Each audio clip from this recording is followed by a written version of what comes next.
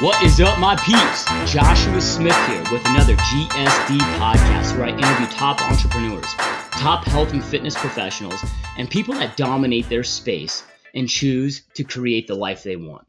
These are people that do not make excuses, but instead have clarity on what they want in this life and choose to turn their dreams into realities. So really quickly, I need some big favors from you guys. Please go to, if you haven't already, www.joshuasmithgsd.com and subscribe. When you subscribe there, you'll get all of these recordings emailed to you automatically, along with a lot of other content, rants, blogs, other free content that we send. Don't worry, you'll never be spammed. I hate spam too. It's just awesome free content. Right from there, you can also check out my YouTube channel. Please subscribe to that. You can check us out on Facebook, Twitter, Instagram. Right from that page, so do me a huge favor, go on there. Also, if you're listening on iTunes or Stitcher, please go on and give us a 5-star positive review, throw in some positive comments. This is something that helps us tremendously. These are 100% free interviews that we bring to you guys, giving you information and just awesome content from top people that dominate in their spaces all across the world. And by you guys doing this, it helps me allow us to do this. So please do that. So, okay, you guys, I am absolutely excited to have our guest on today. She is a fitness and athletic performance machine. She is a certified personal trainer, certified fitness therapist, certified sports conditioning coach, certified in impact testing, does performance athletic training for over 10 colleges and universities, was a professional athlete herself, is the current owner of Lee Fitness Training and the co-owner of Pure Performance LLC, and the list goes on and on and on. So needless to say, she is an expert that dominates this space in performance training and is an absolute rock star. So in addition to all of this, she is someone I have known for about half my life now. When I was a young, homeless, young punk college dropout, her and her family took me in and helped me get on my feet. So on a personal level, she is one of the most important people in my life, and I consider her not just an amazing friend, but as my sister. So today I'm absolutely honored to have on the show our guest, Shannon Badgero. Welcome to the show, Shannon. Hey, Josh, how's it shaking, my man? Oh, man, it is awesome. It is awesome. We're just, enjoying life on this beautiful Monday and so stoked to have you on. I mean, you've got such a wealth of knowledge. I'm so stoked to share with our listeners and hopefully have a positive impact on their lives. So thank you so much for being here. Thank you for having me, man. I can't wait. Yeah, It'll be awesome. absolutely. So, all right. So we're gonna dive in, and again, I've got so many questions that I want to ask here. But before we kind of get into some of the business questions and some of the actual tactical health and fitness questions, let's talk a little bit about your journey. And I know it's kind of hard to pinpoint what led you into the health and fitness path, because since you've been able to walk, you've been playing sports and been involved in athletics. But let's discuss your journey on really, how you took it from being an amazing athlete to turning this into a profession. Most people have these passions, have these obsessions. They're like, hey, I really wish I could be doing this, but they don't know how to take that into creating it into a business and so they can take their passion and do it for the rest of their lives, really. So let's kind of talk about your journey, how you got involved and how it kind of evolved to what it is today. All right, awesome. Well, hey, I grew up in a tiny little town in northeast Michigan called Onaway. It's about 50 miles southeast of the bridge, and I'm the last of 7 kids. My parents were nuts, man, and I was overweight. Growing up in the farm, you ate a lot of things that were bad for you, and so anyhow, we were out all the time on the farm, whether it's grabbing eggs or maybe working out, making the pallets, whatever it may that we were doing, and but there was always this ball. It looked like a globetrotter ball, and my oldest brother Mike, had taken a backboard and he pounded it into the lineman's pole, and he was shooting hoops. And back then I didn't realize that my dad had played as the center in Flushing, Michigan. I just knew that my brother Mike played. So I'm back there shooting with him, and I'm probably 5, 6 years old, and I'm falling in love with this sport. And I remember going in 2nd grade, and I would go do camps and clinics, and then as I got to 4th grade, I realized, and not because of maybe what others said or did, but I realized that I wasn't fast enough, or maybe I wasn't owning this this thought process of loving this game called basketball. So I needed to do something about it. Well, by sixth grade, I really fell in love with the sport, and I was like, all right, I got to do something here. I got to lose some weight. I got to be a better ball player. And I love learning about the body. I love learning about muscle groups, how the joints work, the whole kinesiology of it all. But I'm going to put a bookmark there because I want to talk about maybe what, how from that point, where I was at in my world. So I'm going to put a bookmark right there, and I'm going to talk about how about sixth grade to seventh grade, my parents got divorced after 33 and a half years. And my dad wasn't the best role model that could be out there. And my mom worked tons of hours and trying to provide for us. And you know, my journey really started, I think, there, because that's when I said, you know what, I have two choices. I can accept the environment in which I'm in, or I can start creating my own path. And I don't know if I really realized that so much as something clicked. And so when junior high basketball came, that summer I had ran and watched what I put in my mouth. Man, did I love Granny Smith apples. And I started watching basketball, and there was this lady coach that I just fell in love with, and her name is Pat Summitt. She coaches for the Tennessee Volunteers, the most winningest coach in NCAA basketball, both men's and women's. And I was like, I'm going to play for her. I am going to go to business school in Tennessee, and you know, then they didn't have pro basketball for women, so that's what I was going to do. So by the summer of my 8th and 9th grade year, I got faster, stronger, more fit. I was taken to varsity at the end of my freshman year, and this guy, this coach, became my mentor, my father figure. And Fred helped lead me into the right choices that I need to make to be who I needed to be, that person I needed to be. And then working with the younger kids in those youth programs that we would have as a high schooler, you go and you complement the summer program. So going down and helping those younger kids that maybe were in the same situation as I was in growing up. So I wanted to be that role model for them. So so by the 8th, 9th grade year, I lost a lot of inches. I gained muscle. I increased my knowledge of the body, and you know, by the time I get to my senior year, we'll jump to there. You know, I ended up with 11 offers to play college basketball, which blew my mind. I never thought in a million years that at the time Shannon Miller would get offers to 11 different schools, one of them being overseas in England. But I chose to go to a Michigan school because, you know, we'll put another bookmark in there and say, you know, I was in love, man. My high school sweetheart, who, you know, my husband Eric, and I, you know, we decided that we wanted to get married. And so I was going to play college basketball and get married in a few years, and I had my life all planned out. But with that being said, when you push hard and you work hard, there's always going to be some things that happen, and that will lead to probably one of my biggest failures that probably made me who I am today, and that's when I didn't make smart choices. I didn't make wise decisions when I was at school, and I ended up losing my basketball scholarship and having to transfer or wanting to transfer to a community college where I was able to pick up playing at a smaller level school basketball, and that's, I think, where my journey started to my second leg of my journey started. Excuse me.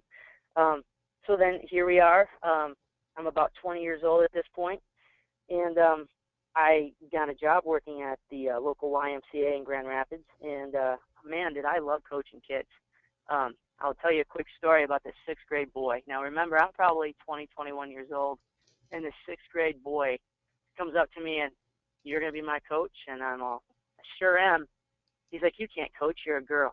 Now I'm coaching a little inter-school basketball here to these young dudes, and they're telling me they know more than me. So I handed them the ball, and I said, let's play to 11, and I'll give you 10 points.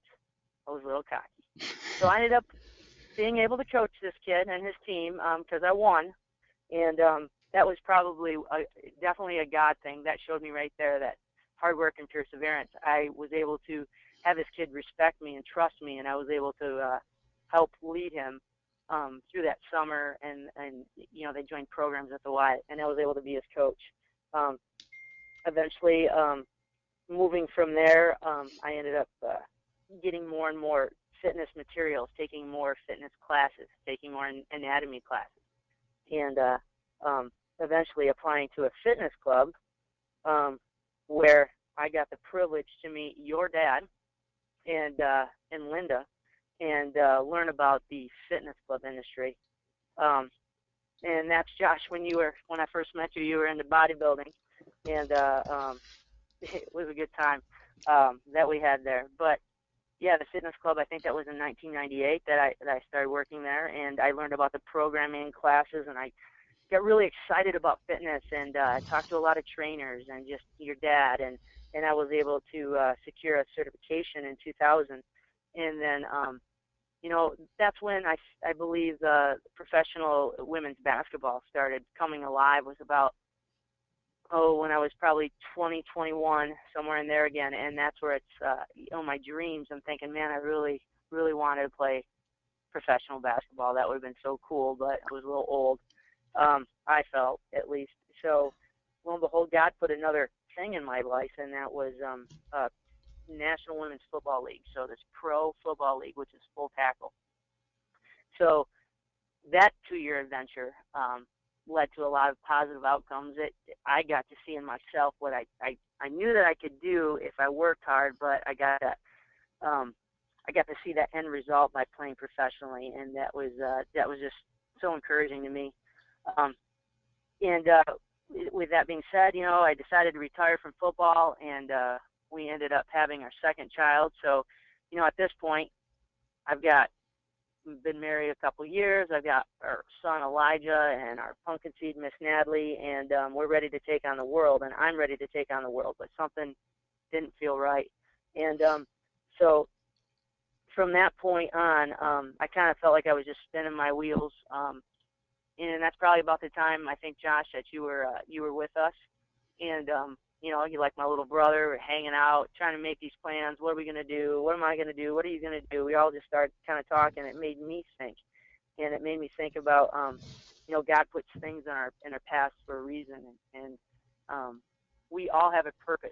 And you look back on your life and you go, am I going to be what I think I can be, or am I going to think what I know God wants me to be and who I can be? And from that moment on and really digging in, I realized, okay, I've got a past, and what is my passion? My passion is being with kids, and I love it.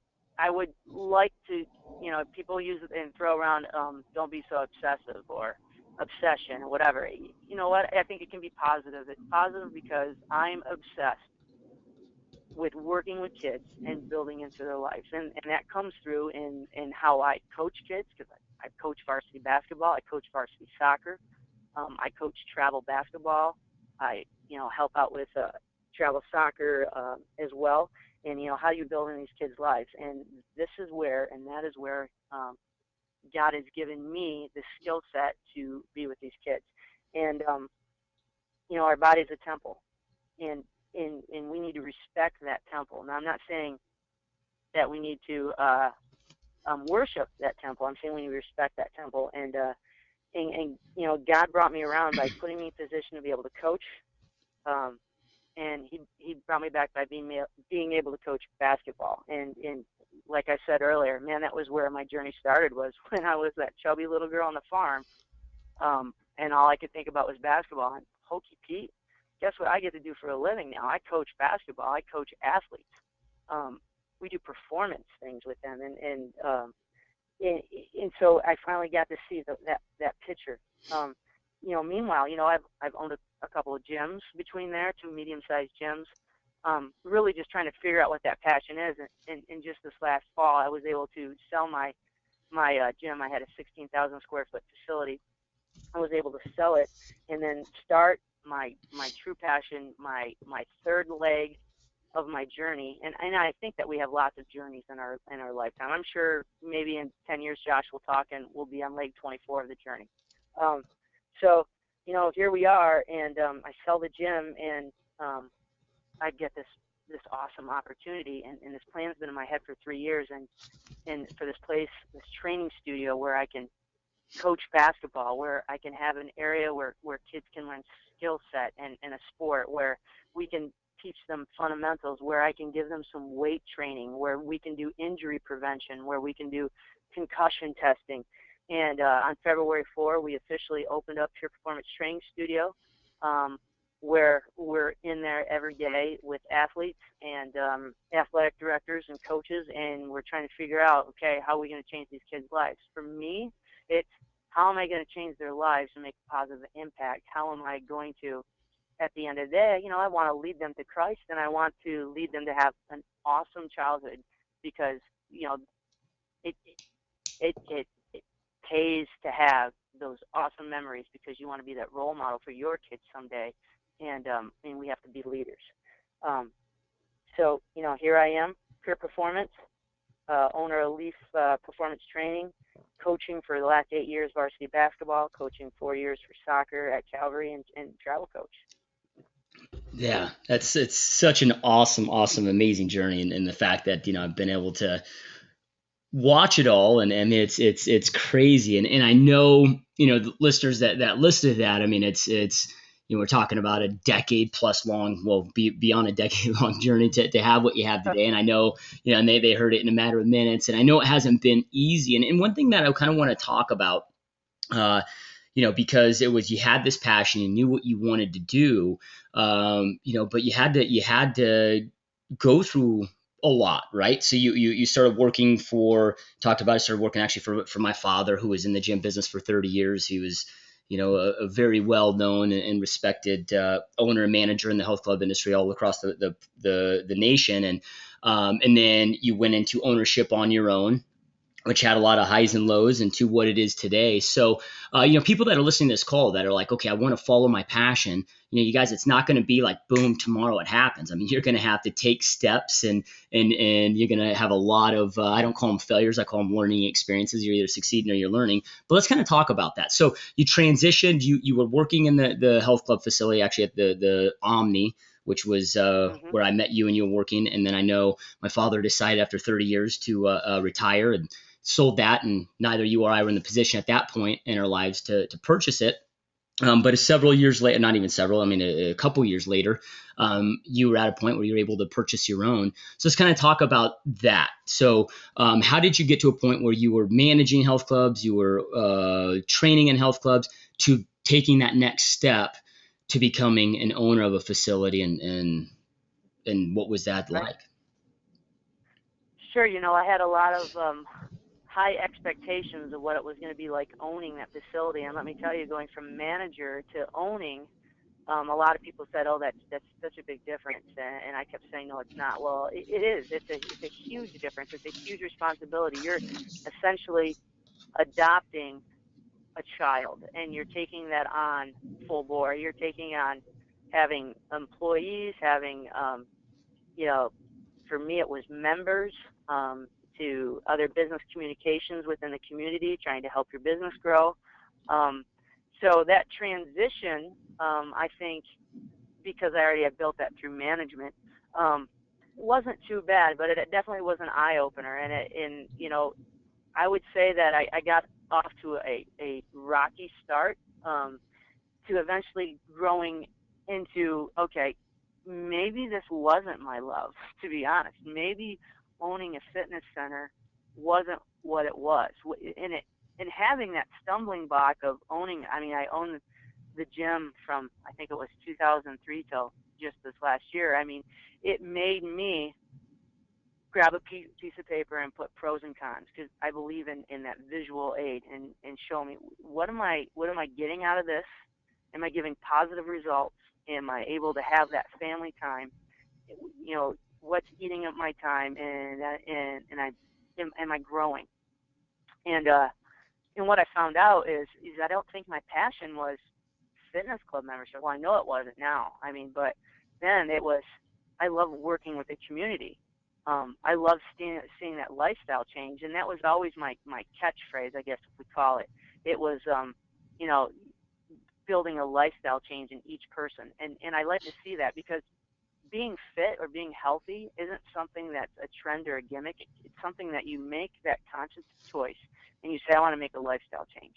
And that's what I wanted to be a part. And I didn't, and early on, I felt like, okay, this isn't what I wanted. I wanted to have and help promote lifestyle changes. So that was my first, I guess I would say, okay, there's my clue as to that transition from ownership to from management to ownership, what I needed to do, and that's to, like I said, get that piece of paper out, start writing down, what is it, what do I love to do, and that's what I would tell maybe your listeners to do too. Hey, grab that paper and get it on and get it down and sit down. You sit down personally, you sit down with your loved one, but you do it individually, and then you do it together, and you figure out where your passions are. Yeah, and you got to have clarity on what you want in this life. One thing I think that, and it's a sad thing, but more people today spend more time designing a grocery list than they do their life plan, and I love that exercise, taking it down of, okay, like, got one shot at this. God bless me with one life, and one truth that we all have to face is at some point this is going to end. Our life is going to expire. I look at it, and I break it down. I'm a little bit of a freak, but I break it down in months. So I'm like, okay, today I'm 33 years old. So if I live to the average age of the average human being of 84 in the United States, that means I got about 612 months left on planet Earth. 612 months, isn't that that many months? Think how fast these months go. Like, what must happen in these 612 months? So then when I'm on my deathbed, and I can have that conversation that I know and 100% believe we will all have internally with ourselves at that point is, did I piss away this one gift called life that God blessed me with, or did I operate it to the fullest and go after it and wasn't a spectator? And fortunately, people are just like sleepwalking in this life and never spend that time. So I love that exercise. Before we started hit the record button here, you and I were just talking about how different, how the health club industry has transitioned so much in the last 15 years, because it used to be about the member, about helping people, really go out there and live healthy lifestyles. And now it's transitioned into, just a straight up business. When I decided to leave the health club industry, as far as a career in 2005, I was a sales manager, and I wasn't allowed to step foot on the floor. It was like literally I was stuck in an office doing dials, and it was just all numbers, and it totally took away the whole reason that I got into the industry. So yeah, no, go ahead. No, I was just going to say, you're exactly right. We, I can see that we both went into this business going, we want to change lives, and it's become more about how many people can we push through into it, because it's a moneymaker, as opposed to how many people can we be a mentor and a coach and change their lives, and then they'll the business will come. The business side of it will come if you care about the individual. And, and that was another reason why, it was time for me to, retire out of the fitness club scene itself, is because, I care about the individual. I care about the athlete. I care about where our society is going. So how can I impact that? Well, that's going to be my athletic training, I feel. Yeah, getting clarity on what your passion is, and I think just like you talked about, you're just always kind of reassessing that. You're not forgetting about it. You're reassessing it of, hey, is this, the passion hasn't changed, my vision for my life hasn't changed. Is this the right vehicle, or does the vehicle to accomplish that need to change? And that's really where you are today, and starting this new venture, a new facility that you've created. So real quick, okay, so in sixth grade, you understood at that point, literally kind of just breaking it down in terms, you decided when you were young, sixth grade, so what, 11, 12, you're like, okay, I need to level up. Like, I really like this sport, and for me to really take it to the next level, like, I've got to level up my game. I've got to become faster, stronger. How did that click and happen? At that point, I know you had some other coaches a little bit later on that really came into your life, but most sixth graders today are thinking about, how do I get the new iPhone, or how do I going to play these video games? Or they're not thinking about, how do I level up my life? It's very rare, I think, for people to, or at that age, to think that way. So, did you have a certain coach or mentor that maybe challenged you, or is it just kind of, I guess, a goofy way to say it, but is it just a way that maybe you're personally wired? You know what? I think I just got fed up with myself and my surroundings, and I knew I could be more than maybe what even my fellow peers thought of me. You know, here I was in sixth grade, and I'm not even kidding you when I say my waist was a 54-inch waist. Now let's just think about that for a minute. I could wear my dad's pants. I was huge. I was huge because I was depressed, and I felt sorry for myself because, like I said, um, you know, everybody has a story, and everybody can either choose. They can choose their path. They can feel sorry for themselves because their story isn't a good one. Um, my younger days growing up, my dad wasn't a nice man. He was physically abusive. He was mentally abusive, and it wasn't awesome to be at my house. And you know, my mom worked her butt off to provide for us, and not that, in my opinion, she wasn't the best either. But I'll tell you this: looking back, God gave me those two parents because I am the person I am today. So in sixth grade, I'm looking at this, and I remember sitting in the monkey bars on the playground. And you know, back then we still had PE, believe it or not, and we were able to go outside for like 45 minutes and play. Can you believe that?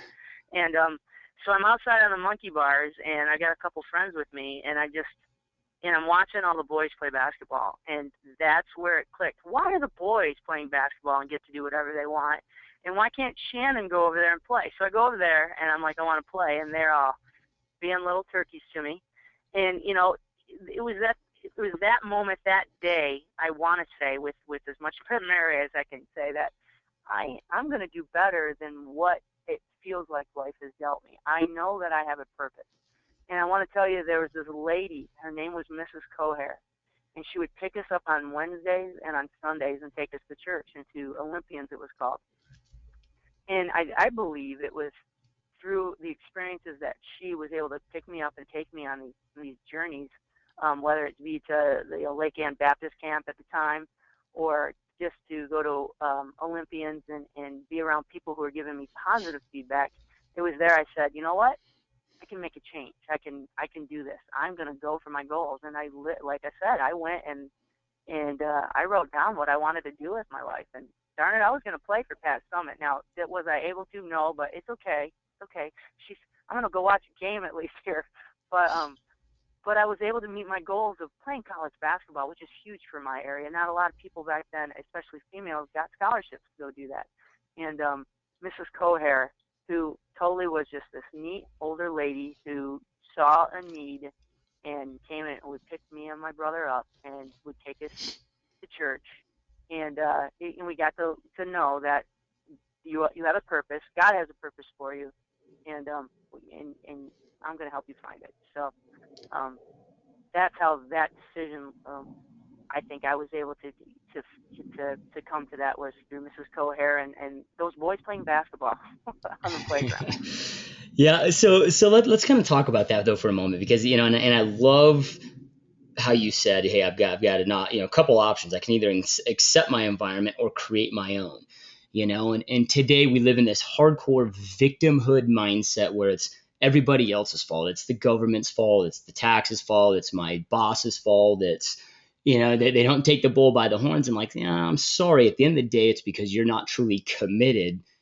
It's your fault. Like if you're not where you want to be in every aspect of your life, it's because you're not committed. I'm sorry to be a jerk, but it's the truth, dude. So you accepted that, but at such a young age, like it's different for me. Like if I'm 33 years old and I'm like, okay, I need to change my environment. I'm in control of my environment for the most part, so I can. But when you're that young, so you're going to change your environment. Let's just say for cleaning up your diet, like you're on the farm, you got food being thrown in front of you, your parents like, no, eat this. How do you do that? You go from, you're out there working harder, exercising harder. What were some of the things that you were able to do on your own to really change your environment, even at that young of an age? Well, where I grew up, I didn't even know there were things called weight rooms or a workout facility until I got out of that town. And I don't mean to make it sound negative, not to get out of that town, but just to broaden my horizon. And but we had 2x4s on the property, and we had lots of wood. Oh my goodness, we burned wood, so we would have wood to stack, and whether it was because we were told we had to stack wood, or I remember doing it because I needed the exercise, or I would grab an axe and split wood. And yeah, at sixth grade, as a girl, absolutely I did those things because I didn't want to sit around. And we had this little hill, so I would, I'd walk and then run, and then walk and then run, and I would ride my bike all the time. And then, I'd start doing push-ups. I had two brothers that were in the military, so I remember their little books were hanging around, so I would read their books. Or my brother was in Boy Scouts, and I remember doing some of the things that were in that manual, in that Boy Scout manual back then. And, for eating, there was always potatoes. There was always meat, and there was always veggies. And it just had to depend on portion size. Or am I going to put mom's awesome gravy on my potatoes, which I can honestly say I usually didn't skip out on the gravy, to be honest. But I did, cut back on the portions. And, and just, eating and being out all day long, working, playing, whatever it may be, instead of sitting and working those thumb joints on those video games. I mean, Nintendo came out, I think, when I was in sixth grade. So now anymore, it's expected. I think kids are born with a little controller in their hands, it seems like.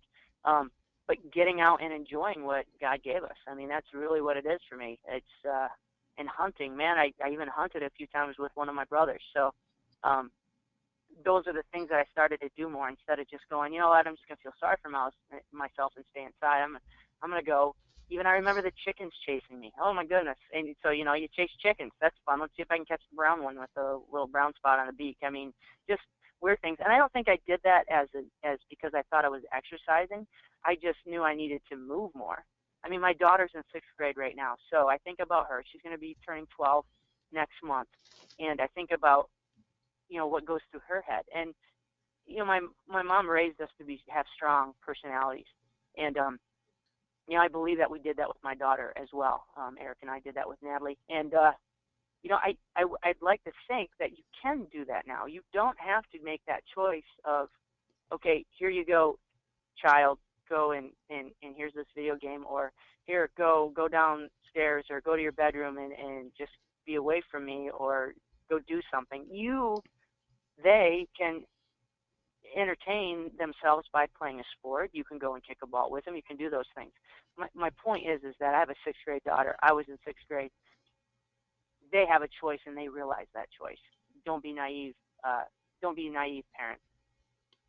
So, and with all of your training and your facility that you have with Leaf Fitness Training, I mean, you guys train everybody. You talk a lot about the coaching that you do with high school athletics and high school athletes, but you guys are also coaching. I mean, right now you do performance training for 10 different colleges and universities. You guys coach professional athletes. You guys coach Olympic athletes. I mean, you coach everybody from, really, we talked before we started this call, from third graders or younger to the best people in their space. Like I said, even Olympic athletes, and I know your passion is coaching children and working with them at a young age, because that's where you really have that hardcore impact. And, so I want to kind of talk about that. We talk about, we see what's going on today in our school system. I've got 3 little kids and I mean, PE is almost non-existent.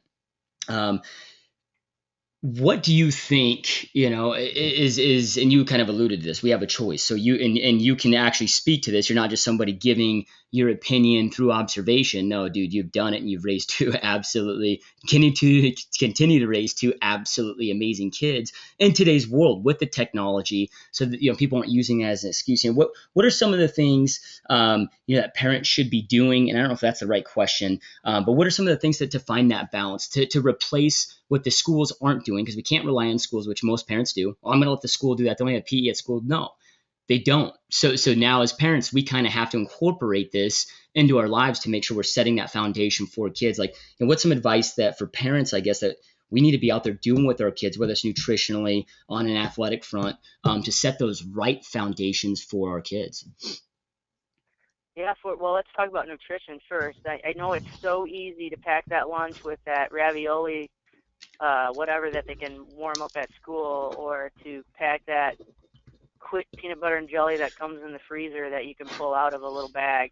It is, and I know people say, well, it's so expensive to eat healthy, and I can agree with that statement. Well, at the same time, your child gets one body, so how are you going to fuel them, and how can you fuel them right? And you can shop on a budget. So my advice to parents is to anything in a box, don't buy it. The Swiss cake rolls, and I will raise my hand wholeheartedly and say I used to feed my kids Swiss cake rolls. Um, I was busy, and oh yeah, we went to McDonald's, and but let me tell you, after doing some research and finding out what's in those nuggets, and finding out some of the, watching a documentary about McDonald's, and or um, watching some of the information or reading some of the information that's out there. Stay away from the boxed items. There's good choices out there. There's, like nature markets out there. My kids eat green peppers and love them, and cucumbers. You can pack those. Instead of buying, normal bread, go and buy, if you want to do the bread, buy the flat bread that they have out there. Make the lunch fun for them. And don't buy the school lunches because they're not healthy. Um, and I guess that's my opinion on it. I don't let my kids have the school lunches. I pack everything every morning. They get an apple, they get a fruit, they get a veggie. I cut up a bunch of cucumbers today. Elijah's like, hey, Natalie got more than me. Oh, sorry, dude. I'll cut another one up. Give them the protein. Protein shakes are good for the kids. It's just things in moderation. If you're going to have a cheat day with the kids, that's fine. You can have a cheat. If you really, if like it's hardcore and, oh man, you want to slowly step out of that Swiss cake roll, well then maybe Saturday's your Swiss cake roll. You can't have 5, you can have 1. So nutrition to me is easy, and there's lots of plans that are out there. Just stay away from fads and just think vegetables, farmers markets. Think buying a cow, buying a half a cow, split it with someone, give them some good meat. I mean, my son goes hunting. We have venison in our fridge. Good sources of good food, and then that's easily researched on the internet. Those things can be found in your area. There's always a farmer's market. There's always a farmer.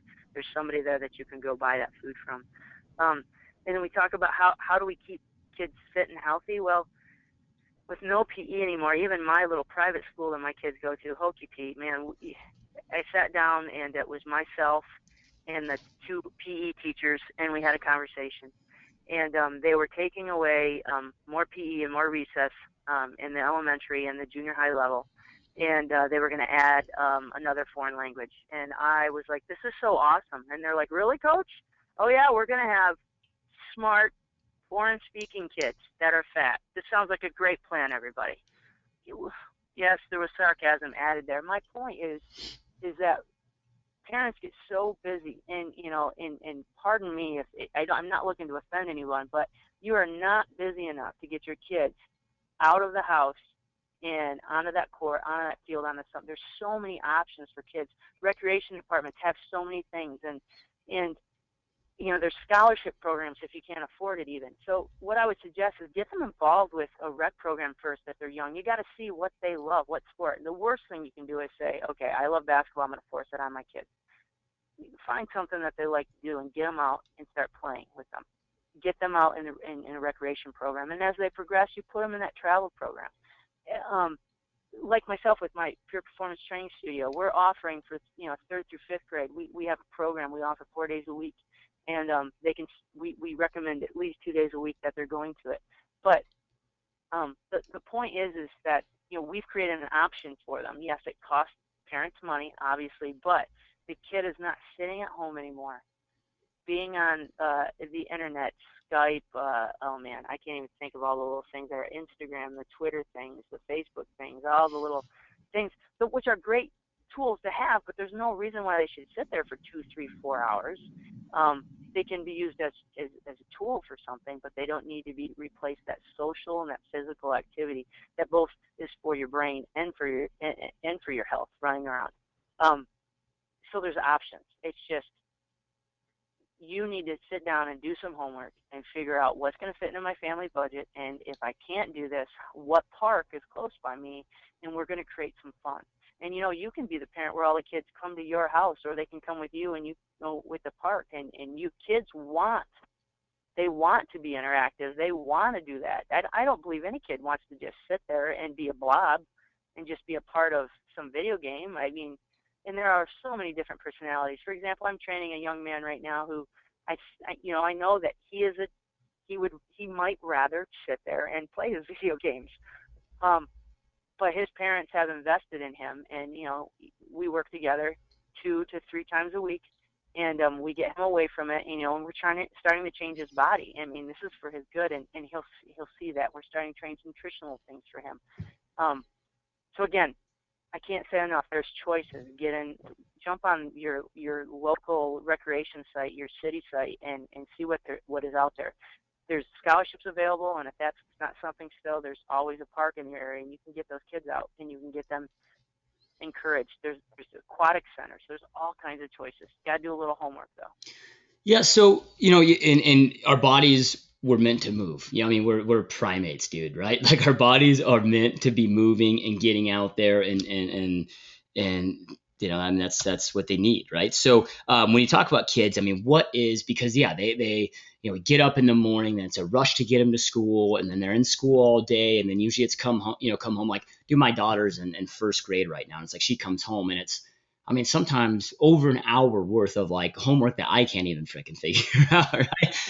So then, but then by that time it's, you're getting, and again, you hit the nail on the head. Nobody is too busy to get out there and do it. It's just you've got to know what your priorities are, and if health and fitness is important to your family, which if it's not, I personally think you're out of your mind. How much physical activity do you recommend? I mean, if a parent's out there, like, is it like, hey, dude, I mean, at least put it into your calendar where at least every day you're out there for an hour somehow, whether it's outside at the park or whatever. I mean, I don't know if you can put a time to it, but is there a time that you would say you guys need to make sure that this is in your calendar daily for your kids? Yeah, I would say grab out that little Google Calendar that everybody has on their little phone anymore, and you put in whether it's playtime, fun time, whatever time, but you put it in there, and for every family is different. Maybe it's 5 to 6, but I believe it's got to be an hour. I'm going to say if you don't have that right now, then start at 30 minutes. There's got to be something. You make the time. There's time in your day. There's 24 hours in a day. Make time for your kids and set them up, because you're the example. So an hour is ideal every day. And on weekends, I would say more. The kids aren't getting up and moving, and they're not in classes, or they're not getting the recess time during the day. So Saturday they watch some cartoons. Great. That's cool. I used to watch Saturday morning cartoons. But then we go out and do something. I'll elaborate a little bit more. Even yesterday after church, I got a group of kids together, and we went and played on the turf because there's snow here, lots of snow. Oh my goodness, there's snow. And we played inside, and we scheduled an hour. We ended up playing an hour and a half because the kids are having so much fun. And Elijah, my son, was playing with all the high school girls soccer because he didn't want to sit at home. Thank goodness. Good choice. I'm glad, son, I was testing you because you were going whether you knew it or not, but I wanted to see if you wanted to go. But yeah, that was a long answer, but I say an hour every day, longer on the weekends. And you know what else it does, Josh, is these kids, they're running around and they're doing things with mom and dad and getting physically, they're helping their bodies, but mentally they're creating that bond with their mom and dad that, wow, I mean, you can't buy that. I mean, that's what it's all about. We're here and we're trying to make this world better, and we do that with our kids. And what better way to do that? Spend time with them and play with them. Yeah, and people bitch, moan, and whine about time, but it's like the average American today watches 4.7 hours of TV a day. That's 2 months a year off of the calendar. It's like just eliminate that poisonous cable box that's on your wall, remove that from your house, and you'll be amazed at how much time that you have to get out there and do effective things. We have zero cable in our house, and it's just it's amazing what it does. Let's talk a little bit more about nutrition, because it's I think this is something that you and I probably both went through in our lives. You talked about your story of being, very unhealthy and overweight. I was too at one point in my life. I lost over 118 pounds, was tipping the scales at about 280 and got down to about, 160, 158, 160 at my lowest. And at both those times, we were both depressed and unhappy with it, but we decided to make that choice. And today, and it's really sad, 74% of Americans are overweight, almost 40% are obese, and it's getting worse and worse and worse on a daily level. Um, do you feel, and this is, I guess, kind of a controversial question, because I put this out there a couple times, and some people, I get a lot of negative feedback on it, but I personally feel that a lot of depression, not saying every single form of depression, but a lot of it's a choice. It's because we know where our potential's up here, but we're choosing to operate way down here, which is way below our potential and what our life could be. We know that. And even when it comes to some certain chemical depressions, it's like, okay, well, we're putting so much poisonous crap that's not even food in our bodies, which are messing with our chemicals and not allowing our brain and our bodies to function correctly, that, yeah, we're chemically unbalanced because of all the crap that we're putting into our body. And then we're not releasing the good hormones through activity and weight loss. So, do you feel that, you see a lot of kids that are suffering more now from depression and that, and just lack that energy, which my theory is a good chunk of it all boils down to nutrition. And what are your thoughts on that? Yeah, I totally agree with you. And actually, my son has ADD and it's anxiety based, and I'm bringing this up because in sixth grade, I get a phone call. Elijah's in sixth grade now, so this was 2 years. I'm sorry, he's in eighth grade now. 2 years ago, while he was in sixth grade, I get a phone call from his teacher, and they're taking the meat testing. She's Shannon.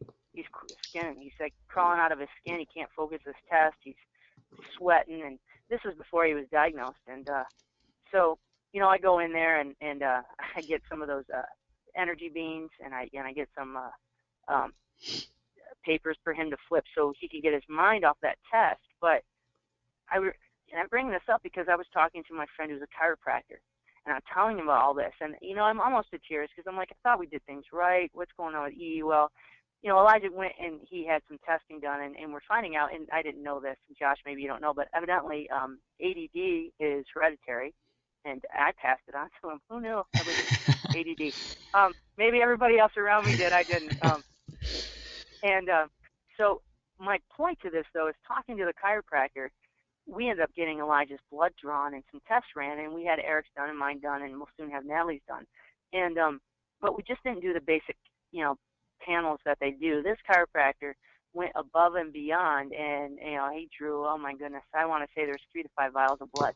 The reason that he did this is he wanted to see what was going on chemically in our body, and my mind is blown away. And I told you ditch the Swiss cake rolls. It's not just the nutrition part of it; it's the chemicals that we're putting into our body. Let's just think about back when I was a kid. If I had Kraft macaroni and cheese, it's completely different than the Kraft macaroni and cheese that we're eating now.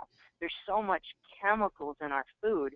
There's so much chemicals that we're putting in by going to the doctor, the medical doctor, and they just prescribe something, or they prescribe something to fix X. They describe it, oh, let's mask the pain, oh, let's do this instead of fixing it. So nutrition-wise, when Dr. Bentley started breaking down what was in Elijah's system and then neurons and what's coded with the chemical crap that we've been allowing him to ingest, I felt so guilty.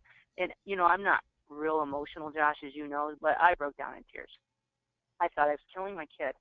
And that's when we started really changing his diet. And, Elijah, with this ADD, they wanted him on meds. We don't medicate him. We have a good nutrition plan for him. So I say that everyone should go, honestly, and they need to find a chiropractor that's nutritionally based, and we need to find out where their chemical imbalance is, and they can fix that with a good vitamin, and not just a vitamin that you go to the store and that you can pull off, because there's a lot of byproduct in that. A good vitamin.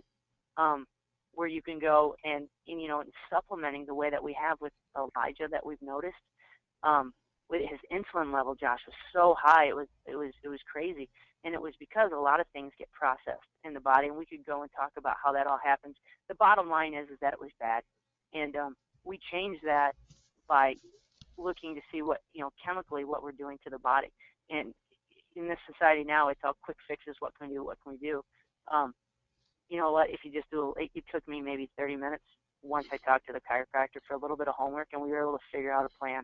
It's that simple. Yeah, you know, and not to get too technical with the audience that maybe is not educated in a lot of nutrition, which I recommend that you guys all get educated. You know, it is like Shannon kind of talked about when we first started this interview is like your body is, I think you referred to it as a temple, but you know, think of your body as your car is not your vehicle. I mean, it is the vehicle that you have for the rest of your life. Like get to know it. Um, Find out what fuel you want to add. I mean, people today are more tired, lethargic, you know, less energetic than they've ever been. Well, it's because you're putting crap sludge fuel into your system. If I put crap fuel into my car every day, yeah, it's going to drive like crap. And now if I put premium octane, it's going to drive like a race car, right? So, you know, and what's sad is the United States, almost all other major countries out there banned all of these substances that the United States hasn't. For like example, you brought up McDonald's. Hmm. We look at the French fry in the United Kingdom. The French fry has 4 ingredients. In the United States, it has 19. So the United Kingdom's banned those 15. That's in our French fry. Well, why the hell is there? What are those other 15 ingredients? You know, I think 3 questions everybody needs to ask themselves is number 1, what am I putting into my mouth? Uh, Number 2, is it good for me? Yes or no? And number 3, why or why not? And just get to know it. Like you go to Subway, you think Subway's healthy. The number 1 biggest ingredient in their bread, their dough conditioner, is what they use to make yoga mats because it's cushiony, it's rubbery, it allows, you know, so we're putting all this poison into our bodies and it affects our brains and allows our bodies can't function. And so what we do is we load up our kids with all this sugar, all this processed crap. They go to school, they're like you said, their insulin level spikes, then they have, you know, these highs and lows and they crash. So no wonder they're tired and can't focus in school because we're chemically making their bodies where they're ups and downs and they're getting all these artificial or not artificial. I mean, they're these artificial highs and lows. So they can't stay focused. They're crashing. Their blood sugar's crashing. And we're messing up their digestive system. You know, recently, not too recently, but it's been a while now. You know, we've went in our family, everything's 100%. It's got to be certified USDA organic or we don't eat it just because of, you know, the vast majority of what people are consuming out there are genetically modified. It's genetically modified food, and they do that so then they can spray just ungodly amounts of pesticides on those, and then that's what we're consuming. So we think, oh, I'm eating this piece of this corn, it's so good for me. No, dude, sorry, it's pretty messed up. You got to, you know, you got to go out and get the right nutrition. So it's so important. It's so critical, I think, for our listeners to really just start researching that and paying attention because holy crap, it makes a world of difference. And if we truly care about not only just our own personal health, but the health of our kids, it's like, would you allow your kid to go out there and drink alcohol, smoke cigarettes, or smoke pot? No, right? So then why are we feeding them? I mean, a lot of our food in there has harmful carcinogens that the government allows in our food that we're putting into our kids' bodies, you know. So you really know worse than that parent that lets their kids go out there and smoke pot, you know, in a way. I mean, I know it's kind of hardcore, but it's like, well, it is, but I totally agree with you. I totally agree with you. I mean, it's essentially how I explained it to my kids. Look, I can either kill you slowly, or I can just pull a trigger, or we can just change your diets. It's like, and parents need to know, and anybody, this is for any human being, all you listeners, if you can't pronounce what's on the back of that, if the first ingredient isn't what they're selling, if it says it's peach yogurt and the first ingredient is something you can't pronounce, then guess what? It's not yogurt with peaches in it. It's not. So don't do it. Yeah, you got to read labels, and again, it's super easy. You don't have to take a class on nutrition label reading. You just turn around, look at it, see what the first ingredient is. That's the one that's got the most in it, and can I pronounce it? And are there 4 ingredients, maybe 5? If there's any more than that, I don't know if it's really worth it for you to put it in your mouth. Yeah. Yeah. And I think, you know, parents too, just like you kind of hit on, you're explaining it to your kids. I mean, don't think that, you know, my kids are 6'5" and will be 2 at the end of this month. I explain it to them. I'm like, look, here's why you're not allowed to go to McDonald's. Well, Dad, all my friends go. Well, I don't, dude. I don't care about what your friends are doing. Here's why we don't go, and here's exactly why. Here's why you don't get, you know, Kraft macaroni and cheese, and here's exactly why. You know, and explaining that to them, and you'd be amazed at what a 5-year-old can comprehend. I mean, It takes some time, but they get it. And then two, it allows, yeah, it is a lot more work. I mean, yeah, we're spending a lot more time at the grocery store. We don't eat out. We're having to prep it, but it allows a lot more family activities. We have our kids help prepping dinner. We go out there and we starting to plant even a lot of our own, herbs and gardening with the kids, get involved. We let them paint their own pots, and it helps bond the family together in an awesome way too.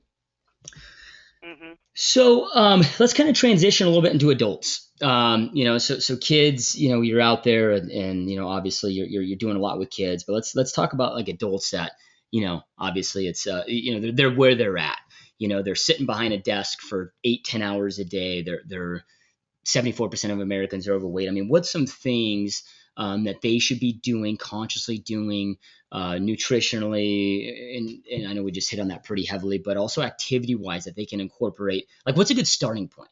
If let's say your average You know what? American's 30 pounds overweight, ingesting a bunch of crap, like what's that starting point? Because they're not going to go to the extreme and maybe live a lifestyle like you or I do overnight. It might take them 12, 24 months to transition that, but like, where do they even start? You know what? I just had a new client in. It's adult. She's an adult, and we just talked about this very thing. What do I need to do? And I actually had her in high school a few years ago. I was her coach. So here she is. She's what, 23, 24 years old, and she's gained weight, and she sits at a desk. What can we do to fix that, coach? Well, here's the deal.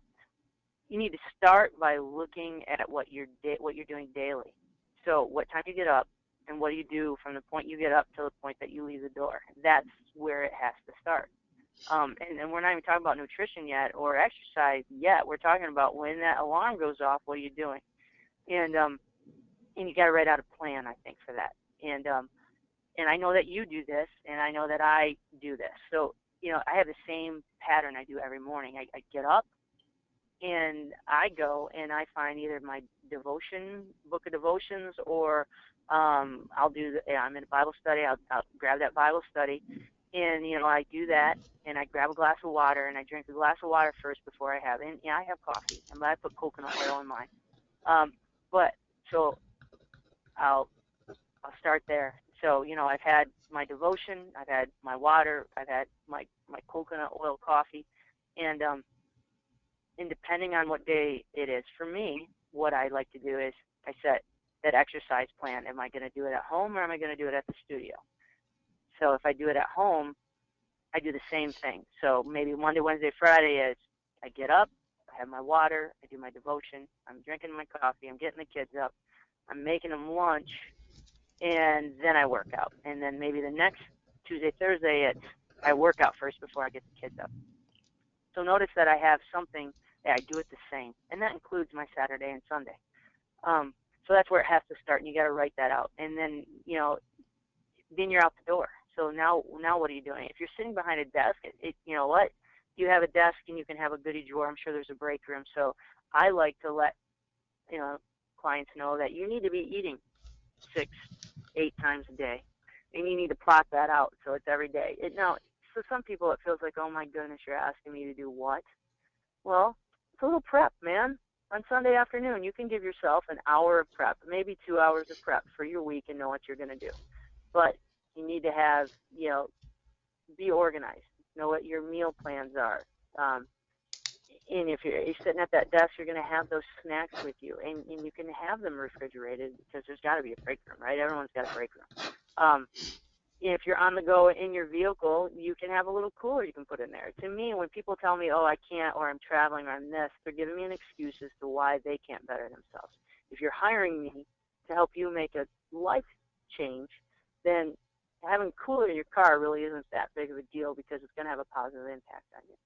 So for adults, it's making that conscious choice, writing it down, getting the same patterns going every day, because you want to make that lifestyle change, adding those 6, 8 small meals. I mean, I like the Body for Life program. I think that's a great example of what to do. I know anymore they've got like a 21-day challenge.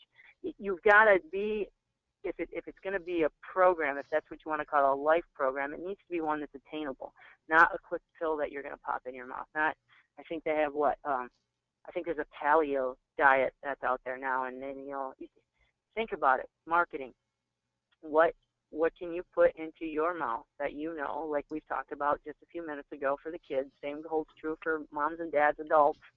Um, 4 ingredients, pick it, label it, choose it Monday through Saturday, and have your times down. It's, again, I call it the KISS system. Keep it simple, stupid. Not that hard. Yeah, when people bitch about the time and the prep, and it's like, okay, well, let's break it down. What are you going to do otherwise? You're going to drive over to the restaurant, get some food that's, it costs you a lot more money, horrible for you. It's going to make you sluggish, whatever. In that same amount of time, you could have prepped your meals. The time that you save from going out and eating, you're gonna cut that time probably into a third, and you're going to save a ton of money. People will whine about, oh, eating healthy is expensive. Well, eating out gets pretty expensive too. And then the prep time, it's and yeah, at the end of the day, dude, it's hard work. It does. I'm not going to say it's fun when we have to prep all of our meal. As soon as I get off this call, I'm going to go downstairs. I'm making myself a green smoothie with organic hemp protein, and it takes me 20 minutes to make it, clean it up. Then I got to plug it in. It tastes like crap. And, so yeah, having premier health and a premier body is hard work. But anything that's worth really having of success, right, takes hard work, dude. There's not, if it's easy, it's probably bad for you. But it's just, I guess, having clarity on what you really want and then putting in that work. And what are your thoughts? Yeah, I like telling my clients to buy juicer, man. I love it when we bought a juicer. After I work out, it's usually I get done with the workout, whatever. I want to say I'm having my kale, my kale, cucumbers, Granny Smith apple, some ginger in there, some celery. I have that by like 10 o'clock or, whenever that workout happens to be that day. Maybe it's 9 o'clock afterwards, but that's the first thing that touches my mouth for the day. 2 hours later, it's lunch. So, yeah, that juicer is a pain in the tail to, to pick up after. So, if you have to, they do have the stores have got some great choices out there that have the kale juicer, the juicing in it. I think there might even be some little juicer stands out there anymore. Will be a little bit more expensive than doing it yourself, but if you're worried about time, there is a solution. Yeah, I mean, there's really no excuse at the end of the day, and if you are sitting at your desk, one thing I posted recently, one there's a biochemist and a muscle physiologist that I follow a lot of her content, and she put out this article that sitting is as bad for you as smoking, for sitting all day. It's one of those things that, yeah, I mean, I get stuck behind my computer for 14 hours a day as well. Number one, my office chair is a yoga ball, so that kind of helps with the core and my posture. And I'm sitting on that bad boy right now, so if you ever hear squeaking in the background, it's my yoga ball making noises. But then every hour I set an alarm, and I take a minute. I have a PVC pipe. I do some shoulder stretches. I do some over the head, just squats, just my body weight with my arms over the head. Do just some different things that takes a minute to 2 minutes every hour. Like if you're working an 8-hour day and you just every hour took 1 minute and did 30 air squats, and then you times that by your 8-hour workday. I mean, imagine just what it's doing for your body. It only takes a little bit. It gets the blood flowing. I mean, there's so many little things that you can do. Totally agree. So one question out of curiosity, just because I've got a son, my son Landon, my middle child, who is, dude, he's the dude that's addicted to video games, and I'm trying to find that balance. I'm sure a lot of our listeners are as well. And I know Elijah is into games as well. I mean, I've played video games with him. I know he loves them, but he also is very, very athletic, and gets out there, and you guys are very active with that.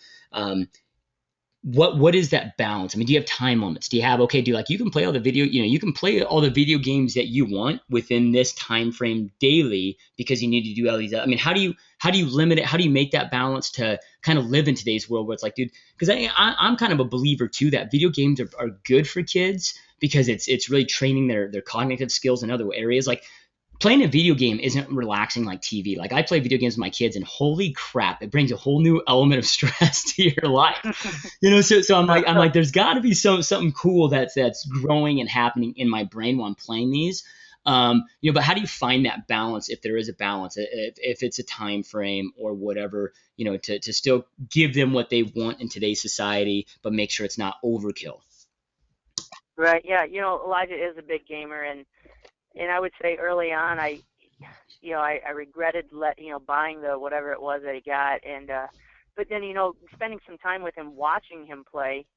You're right on the cognitive skills and the memory that they have to have, and you know what, there can be some positive things, but here's the deal: is that I limit it. So Elijah, during the school year, you get an hour a day. That's it. If you want to play it all at once, then you play it all at once. But I've got you on a timer now. He's still 14. I'm not home all the time, so and I'm not Mary Poppins. I try to be. So, uh, uh, but I'm not perfect either. So he probably goes over that sometimes. But again, the balance part of that is that he's in sports as well. He just got off of his basketball season, and now he's turned around going into soccer season. Now, mind you, I'm not saying driving the force. Elijah wants to. That's a big deal to me too. Is the kids have got to want to participate too. But we raise them with that sports like mindedness in there. So the balance is for us is an hour, and then he knows on the weekends if there's not tests, quizzes, or whatever, he is allotted more time, and that's totally based on what Eric and I have going on. If there, if there's leaves that need to be raked or whatever, I'm looking at this weekend. You know what? We're sticking to an hour on Saturday, my friend. He gets it all done. Okay, if you want to play video games, but it's not like now he chooses that. He's like, can we go kick the ball? Can we go shoot? Mom, I'm gonna own you today. We're gonna play a game of pig, and of course now it's on. All right, dude, we're gonna do this whole game to 11, and you get 10, and I get the ball. So again, I think it's a time thing. It's an hour, and you've got to be judge and jury when it comes to how much are you gonna let them go over, or you let them not, and talk to them about it. Kids are pretty cool, man. You can have a good conversation with them and just dial it down to their age level, and they totally get it. I mean, we've talked about it. I mean, Natalie chooses to sometimes play soccer with Elijah on the television, on the video game thing, but they would rather play each other in real life. So, but sometimes they choose that game, so because they can be, DeMarcus Beasley, or Tim Howard, or Dempsey, So, just I think everyone's got to find what their structure is, but I would go with an hour a day, and then from there maybe make it a reward system as well. So, what are some questions that you think parents should be asking, their kids? I mean, because you work with a lot of, you talked about you have as early as third grade certain athletic and sports specific programs.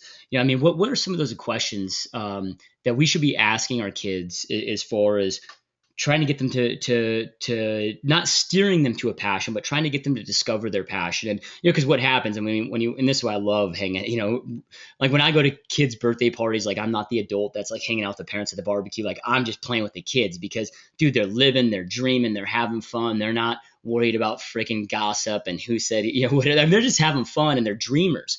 But then at some point they kind of get domesticated through our parenting and through school systems, and they they stop dreaming, and it's so sad. And then they accept the life of mediocrity and just end up, unfortunately, most people live and die amid mediocrity, and then die with a huge, heavy-hearted regret of not going after their passions in life, and die with a heavy-hearted regret at that point. So, what are some questions that we should be asking our kids, to try to get them to find that passion, and again, not steer them, but just try to just have some open-ended questions just to spark ideas and encourage and push them.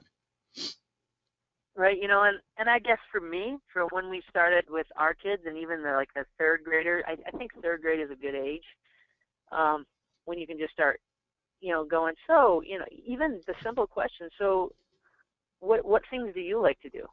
And let them take that whole conversation away. You don't need to keep grilling them. So, oh, okay, you like kicking a ball, or I really like sometimes I hear I really like the video game, blah blah blah, Super Mario Brothers. I like how, and then right there I know, okay, I got some digging to do. And so what do you like about the game? Do you like, if it's a video game? For most of the kids that I deal with, because again I'm a coach and I do, I hang out with a lot of Elijah or Natalie's friends. Most of them are in sports. One of them is gymnastics, that my daughter really hangs out with. But you just start asking the questions of what they like to do, what do they want to be, what do you think's real cool about mom? What do you like that she does, and what do you like that dad does? Oh, do you have a favorite aunt? What does she do? I mean, there's a reason why the aunt is favorite. Is it because she buys you candy, or is it because she, works at a lawyer's office and she wears a business suit? I mean, there's a lot of hidden clues, I think, in what the kids say. My son always wanted to be in the military. Elijah did, which worried me to death. I mean, he's my only kid, my only son. Military, boys at 18 register, and I have brothers that were in the military, and it's not like I'm not patriotic. I want him to do that he wants to do. But so then that started the conversation. Okay, so on this video game, you know that when you die, you just get a new game, right, and hit start again. Do you know what real bullets do? Because if he's going to make that choice to start thinking in that direction, I want him to know that those bullets are real. So that's kind of where you leave that. Like, you see what you want to do, and now he's turned to. Now my son wants to more help kids, and my daughter, she just right now she wants to play professional soccer. She's going for it. So, and that's just she's in sixth grade. Look what I wanted to do in sixth grade. I wanted to play professional basketball, but they didn't have it. But I saw the boys were practicing. So, the questions are simple. I think you find out, watch how they play, watch what they do, and just say, hey, Bobby, Sue, why do you like doing that? Why do you like this video game? Why do you like history? Why do you? I mean, I love history. I could go forever and get lost in history.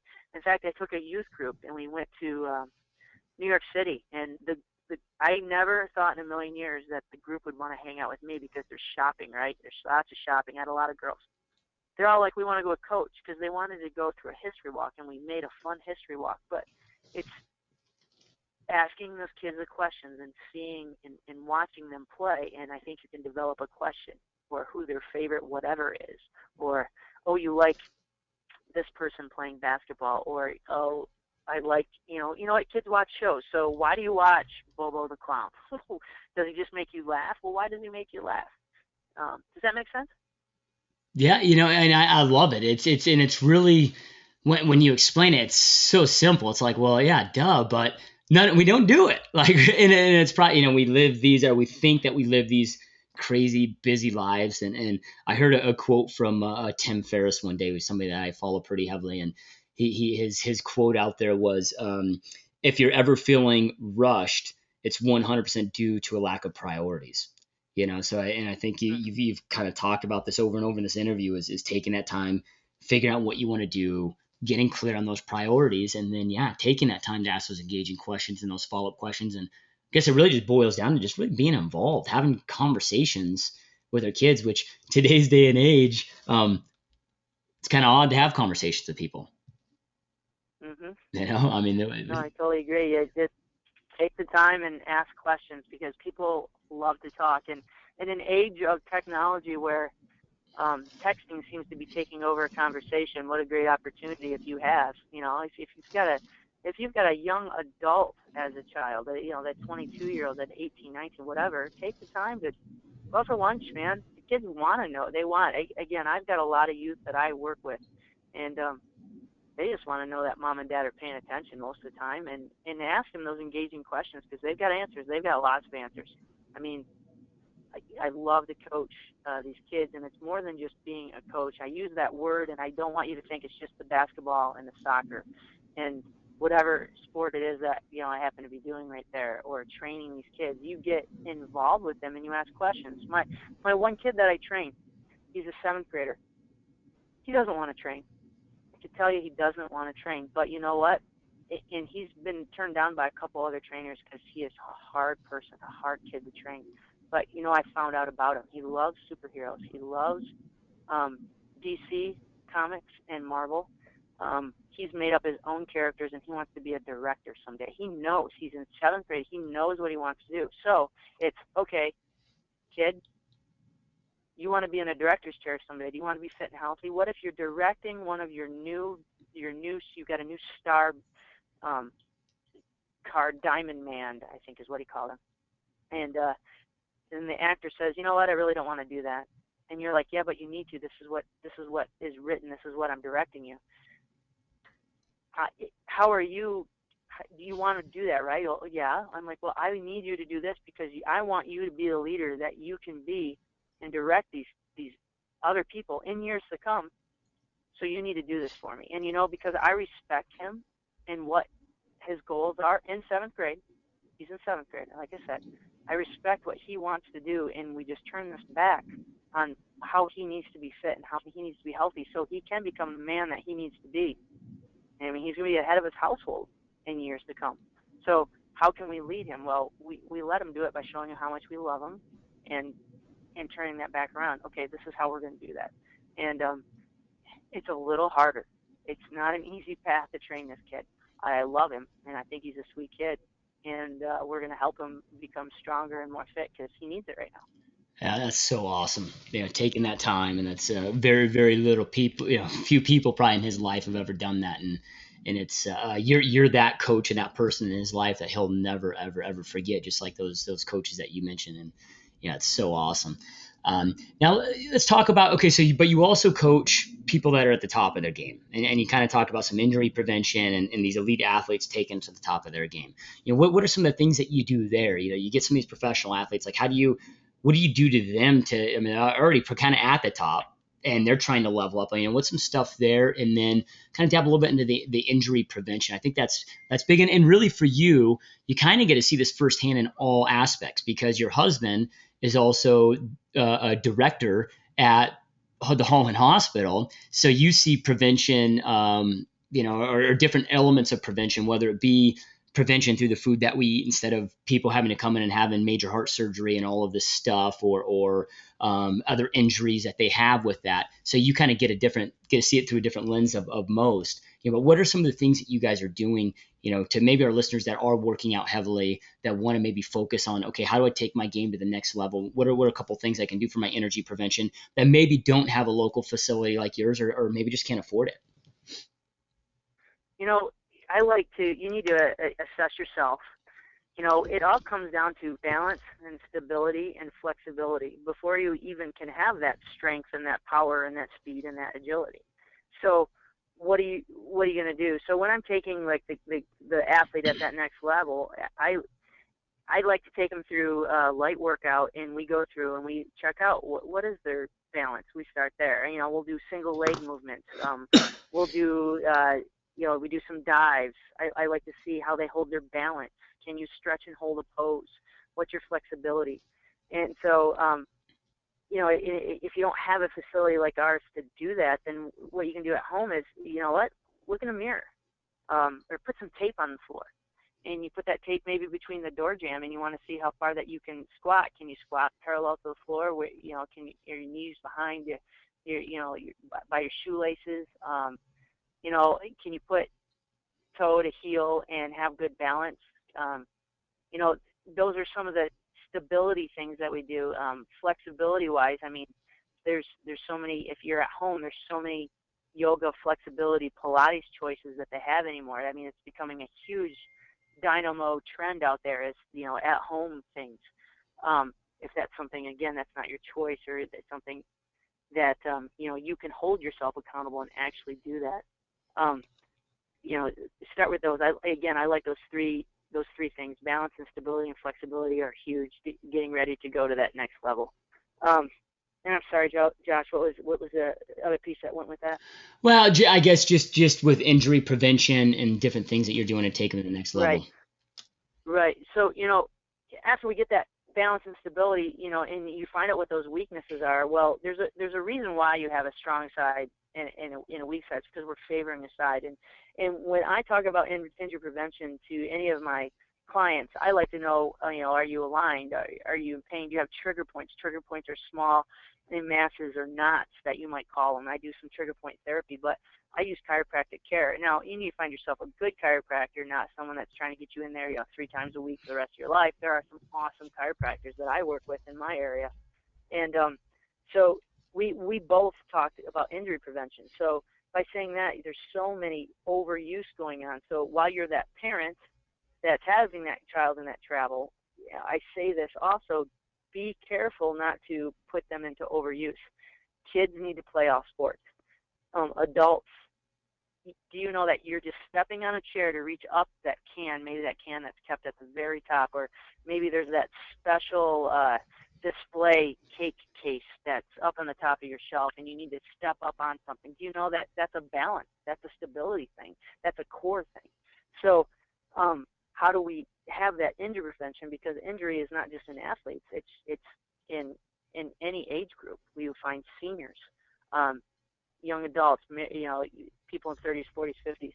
So we need to make sure that we keep care of that by having, I think, a good body alignment. Medical doctors are great. I'm not going to say that they're not. They are there for a purpose. God helped us to have this medicine for a purpose. But chiropractors can help make sure that you're aligned correctly, and that's when as a fitness therapist, come in and I provide that therapy, or personal or physical therapy does that as well. So things we can do for injury prevention is to be aware of what's out there. Overuse in the shoulders, huge. ACL tears are huge. So how you prevent those things are being educated, getting with somebody, talking with someone. What are the things that I can do? And I need to do dynamic stretching. What is a dynamic stretch? Well, you can go and look that up. Those are things that are so accessible right now to anybody, anywhere, that you can find out what you can do for that prevention. Getting on a bike and just getting those knees moving, because as we get older, we lose our muscle mass, we lose our bone density. How are we gonna keep those healthy?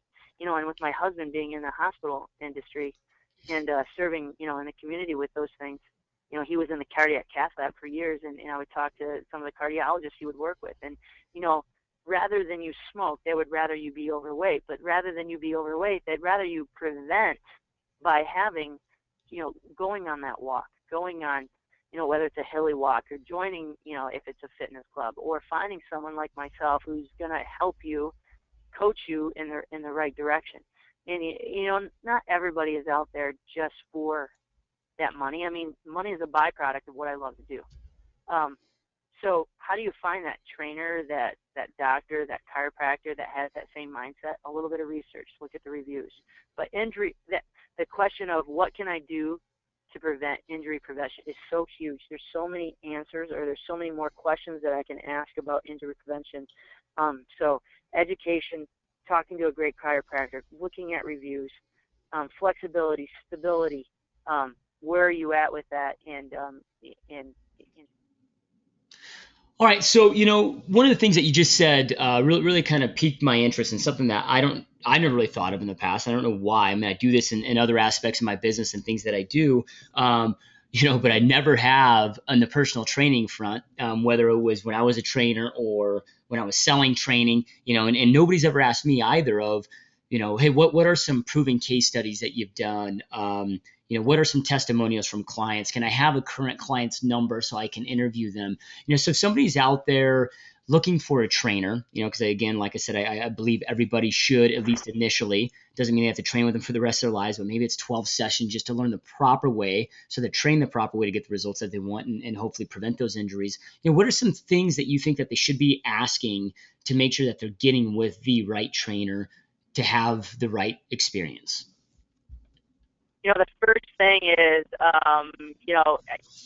are they willing to sit down with you and just talk to you first? I usually spend at least an hour with someone, and I'm not getting paid for that. I'm doing it because I want to know the person, and I have a genuine interest in them. So is that trainer willing to schedule an appointment with you so you can get to know each other? Because number one, you don't just want to hire somebody blindly. If you guys don't have the right personalities that fit each other, you're not going to enjoy training, and you're going to drop it. So you should have personalities that fit. So first, are they willing to meet with me? Second, okay, now they're meeting, hey, trainer X, you got some testimonials, some reviews, some positive outcomes maybe about you. I just did that recently with someone and sent a bunch away. We hadn't even met personally yet. We only were able to talk on the phone, and I sent an email with all of the comments that athletes over the years have said, and this was a 50-year-old man who wanted me to train him, and I wasn't sure if I wanted him, and so I needed to interview him too. Sometimes those trainers need to meet you because maybe you're not the client they're looking for either. So it's good for everybody. And so yeah, get their reviews, see what kind of outcomes that they've had, and again, while you're meeting with them, just get to know them. Ask about them a little bit. It's okay to ask about them personally. Just you want to do that with respect, but find out what's going on. Do they have a journey? I've got, like I said, everybody's got a story, and everyone likes to talk about their story, most people. And what, did you turn if it was a bad journey, did you turn it around? Those are great questions to talk to a trainer about. Yeah, and I think especially if it's a trainer that's going to be training your children, not just you, because this is somebody that's going to have a positive impact, maybe not just on their health, but their in their mental development, and kind of coach and train them there. So I think that's critical. Like you said, not just about their fitness expertise, but getting involved in their personal lives and being like, okay, is this a mentor that I really want in my child's life? I think that's huge. Mm-hmm. It's definitely huge. I've got kids that call me at 2 in the morning right now. My husband will be like, "Oh, is that this person?" Yep. She's just having a hard time here away at school, so I'll go in the other room and take the call. It's more than just coaching. It's more than just training. I believe it is. You need to find a trainer that loves their job, because it's not a job anymore. It's fun. You're investing in their lives. You're making a difference. And for me, if I can make a positive impact, because I know what a big impact those, Mrs. Coher and my coach Fred Olusky made on me, then I want to make that on them. And you know what? Where's their walk with Christ? Because as you said before, we only get one shot at this life, and after that, where are you going to be? And that's important for me too. Where are you going to be after God takes you? Yep. Yep. Love it. So, you've kind of talked a lot about in this conversation about educating yourself, and now, I mean, you've got all these certifications. You have a wealth of knowledge, but I know that you're always still trying to get better, learning new skills. How important to you is self-education, self-development to yourself, and what does that look like today, even at the level that you're at? You know what? I love learning more, and I love even just all these new trends that are out there. Well, what's the science behind the trend? Because I'm going to either need to get on board with it if there's fact to it and true stats to it, or I need to be able to tell that client, no, this is all wrong. You need to stay away from it. So education's huge, and that doesn't even necessarily have to mean that education at that 2-4-year university. That means educating on all. There's so much information out there. I love Greg Cook. I think it's Juan Carlos Santana as well. There's good stuff that's out there right now. Even chiropractically, I went with my friend who's a chiropractor, and we went to another. Oh man, it would have been one of those continuing education courses, and we drove over to Lansing, and I heard about injury prevention when it comes to sport injuries, because volleyball and baseball pitchers are having the exact same injury because volleyball is huge right now, and there's so much overuse in that they are getting a pitcher's arm from it. So again, I wouldn't have known that had I not stepped out of a trainer box of going, okay, I finished this cert, I'm done, I'll just get through the 20 CECs I have to take. No, man, let's get out there. It's so important. Club industry is huge. Athletic business is another big one I like to. If I can't get to it, well, what's their hot topics and how can I look it up? Human kinetics, another one where they have a lot of web things that I can go to and I can jump on and educate myself there. There's some new studies out there too with a laser light. I think it's called a contour light. Checking that out. Is there truth to that? I actually was their guinea pig here in Holland for our chiropractors who are doing that contour light, because I wanted to see what's the hype. Is it true? Is it not? So, education's huge. Big part, a big advocate of it. Yeah, and I think as a leader, our jobs as leaders is really to transfer value to the people that we lead. The only way that you're going to transfer value is by always adding value to your skill set, which means always self-developing. So I love that. So, you've got so much going on. I know you just opened this new facility, so kind of what does the future hold for you? What's next? I know you got this new facility cranking out, but maybe what are some of your visions, from the next 5 years for Shannon? You know what, for me, I've got it laid out, I think the next 3, my kids are, 8th grade, 6th grade. I want to see where this road of this new training facility leads us. We've talked about, hey, if this deal works out here, if we like it, if it is successful, we believe it will be. We've got people talking, franchising it. Do I want to be that busy? Eric says retirement. What does that look like for you, Shannon? And he laughs at his own comment because I can't stop. He's just like you, just like you, Josh. It's go, go, go.